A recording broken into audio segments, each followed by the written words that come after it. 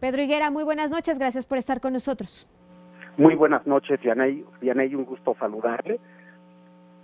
¿Por qué pone en desventaja la reforma fiscal de Estados Unidos a México?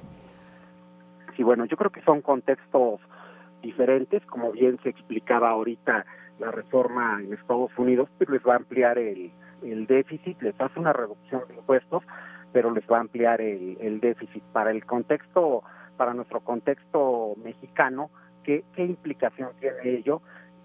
Pues esto nos lleva a que el sistema tributario mexicano tiene que ser competitivo a nivel internacional. Tenemos que hacer de nuestro sistema fiscal mexicano, hacerlo competitivo al mismo. Ese fue un elemento fundamental, pues con el ánimo de poder atraer y mantener inversión en nuestro país.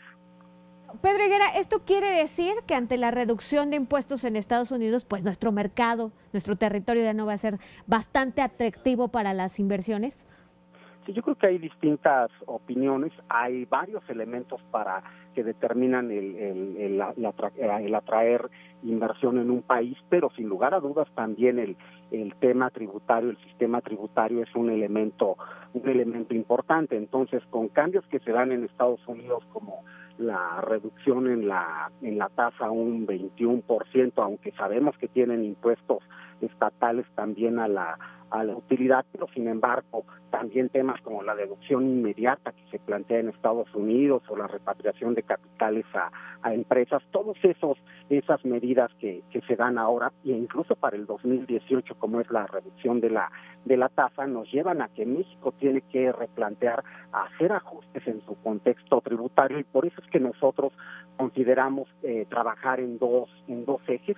¿Cuáles son estos dos ejes que nosotros proponemos? Pues medidas en el corto plazo para incentivar y para hacer competitivo a nuestro sistema, pues a través de estímulos fiscales en el corto plazo, incluso que puedan entrar en vigor estos a partir del 1 de enero del próximo año mediante un decreto presidencial, pero 10 estímulos, y sin lugar a dudas ahorita me gustaría referirme a qué tipo de estímulos, pero también trabajar en un amplio debate y en un amplio análisis de lo que debe de ser una reforma fiscal integral para México, que dé por un lado sustentabilidad a nuestras finanzas públicas. Nosotros no podemos aumentar el déficit como lo está haciendo Estados Unidos. Tenemos que preservar la sustentabilidad en las finanzas públicas por un lado, pero también tenemos que hacer competitivo y atractivo a nuestro sistema fiscal, pero eso requiere un amplio análisis, un amplio debate. Entonces hagamos ambos ejes o ambos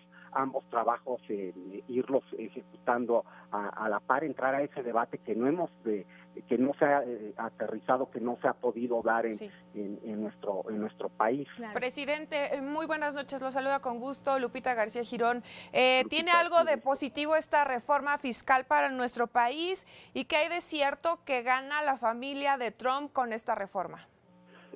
Bueno, yo creo que tenemos que estar atentos nosotros ante este cambio.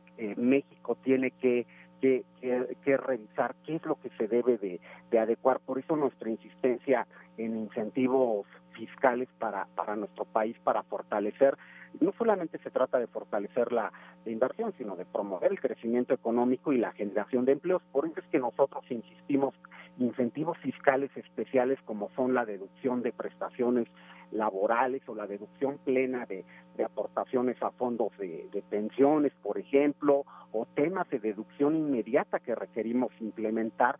Tenemos que identificar todas aquellas medidas en el corto plazo que nos ayuden mediante estímulos fiscales y que se puedan implementar incluso a partir del 1 de enero del próximo año, porque pues son temas que ya no podemos postergar, que requieren una aplicación inmediata.